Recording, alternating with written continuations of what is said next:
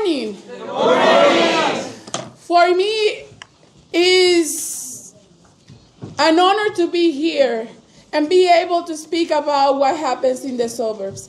My name is Marién Casillas-Pabellón, M-A-R-I-E-N,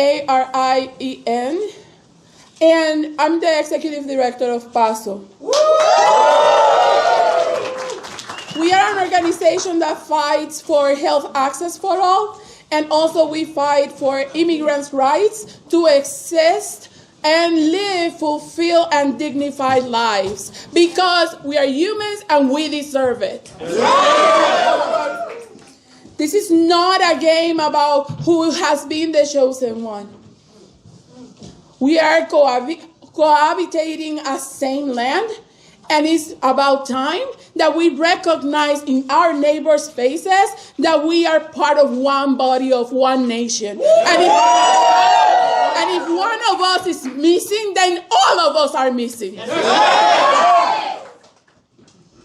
You know, I usually never write what I'm going to say, and I wrote it and I'm not using it. I just want to be sure, because when an offense or something has been done against us and you feel it directly in your flesh and your mornings every freaking day, there is no way that you have to read it in a freaking paper. That's right. Right. There is nobody telling us what's going on out there, because we're the ones seeing it out there every day. Right. I live 3 blocks from the Broadview Detention or Processing Center that they have there.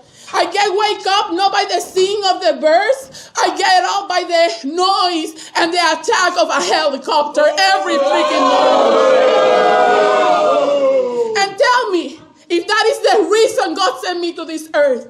No. To enjoy His creation, or to enjoy these weapons all over and these threatening situations and conditions that we have to face every day.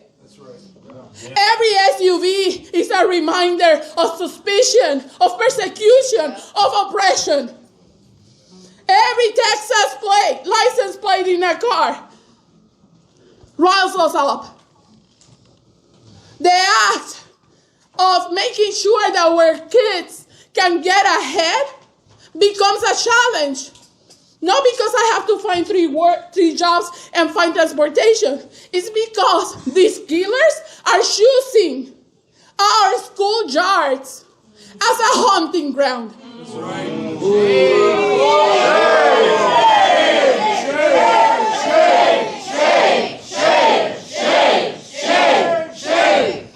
How a nation that has declared that everybody has the right to happiness and to succeed can go armed, killing people when they are dropping their children at school.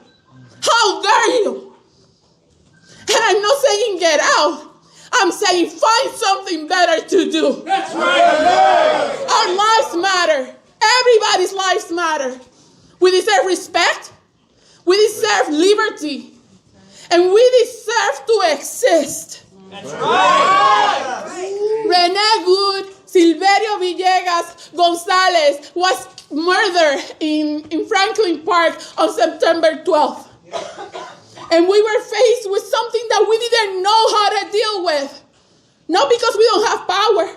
Not because we can't. Just because, how can you believe that you are going to die on a traffic stop?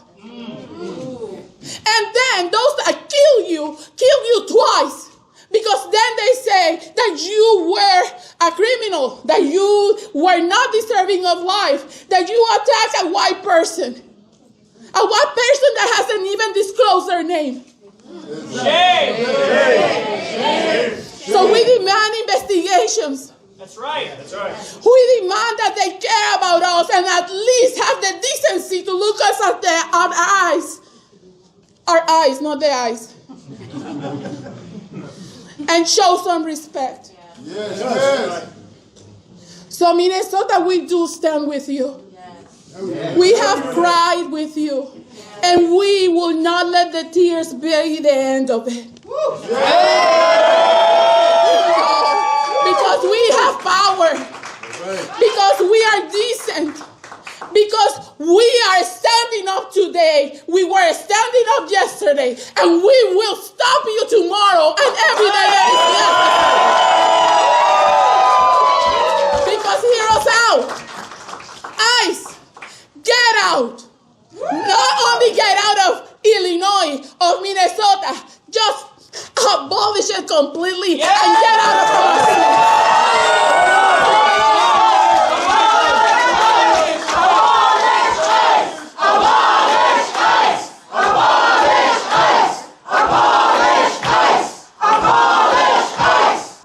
It's not only PASO speaking here today. I have here with me a sister, a partner, and I hope that we can keep joining forces together when we survive this, because we will win. Yes, Annie from BPNC.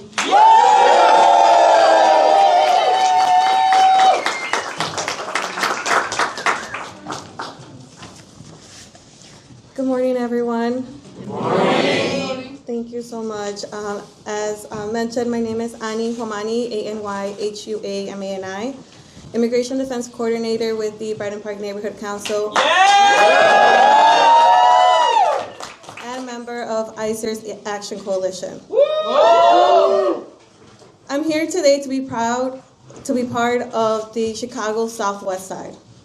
Our community, like others, has faced the violence and harms of ICE and CBP's escalation over the last few months. We've seen firsthand how ICE and CBP operations not only disrupt individuals, but destabilize entire neighborhoods. Families go into hiding, kids miss school, workers disappear overnight, and the fear lingers long after the vehicles are gone. What we're witnessing today isn't new. It's the same playbook used over and over again. On October 4th, we saw it unfold in our own backyard in Brighton Park, where Marimar Martinez was alerting the community to the presence of a CBP convoy where she was shot multiple times. In later group text messages by those agents, the agent who shot her openly bragged about the shooting, saying, "I fired 5 rounds and she had 7 holes. Put that in your book, boys." Within minutes of the shooting, community members mobilized to protect and look out for one another, and we were met with tear gas, aggression, and intimidation. Later that day, CBP told a story full of lies, painting neighbors as the aggressors. Thankfully, Marimar lived to tell the truth. She survived.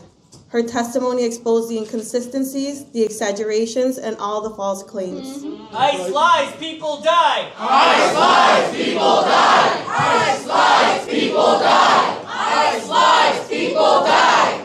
Renee Good didn't get that chance. Silverio Villegas Gonzalez didn't either. Shame. Shame. Shame. But we know this story, recognize the patterns, the criminalization, the misinformation, the lack of accountability. Different names, same tactics. This is not an isolated incident, but part of a broader pattern affecting communities statewide.